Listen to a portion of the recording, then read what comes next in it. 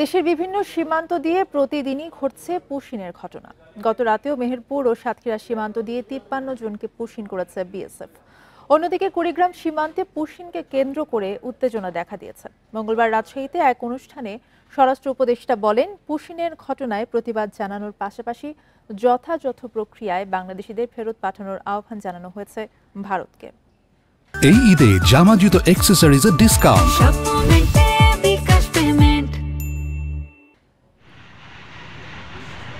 রোববার মেহেরপুরের সোনাপুর সীমান্ত দিয়ে ১৫ জনকে পুশিনের পর মঙ্গলবার আবারও আনন্দবাগ সীমান্ত দিয়ে নারী শিশুসহ ৩০ জনকে বাংলাদেশে ঠেলে দিয়েছে বিএসএফ। ভোরে তাদের আটকের পর সোপর্দ করা হয় থানায়। সাতক্ষীরার কুশখালী সীমান্ত এলাকা থেকেও পুশিন করা ২৩ জনকে আটক করেছে বিজিবি। এদিকে কুড়িগ্রামে ৫ নারীসহ ১৫ জনকে বড়াইবাড়ি সীমান্ত দিয়ে পুশিনের সময় বাধা দেয় বিজিবি।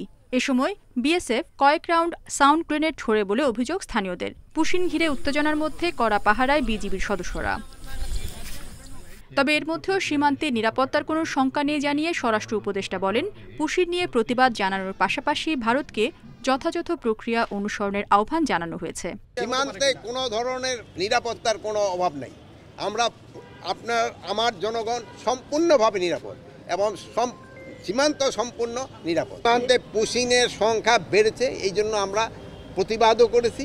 বাট যারা আমাদের দেশি, আমাদের বাংলাদেশি, যেহেতু আমাদেরই ভাই, তাদের ক্ষেত্রে আমরা বলছি ভারতকে যে তোমরা প্রপার চ্যানেলে পাঠাও। এর আগে রাজশাহী কারা প্রশিক্ষণ কেন্দ্রে বুনিয়াদী প্রশিক্ষণ কোর্স সমাপন অনুষ্ঠানে কুচকাওয়াজ পরিদর্শন ও ডেপুটি জেলারদের র্যাঙ্ক ব্যাচ পরিয়ে দেন তিনি। ঋষবিরন্দি, ইন্ডিপেন্ডেন্ট নিউজ।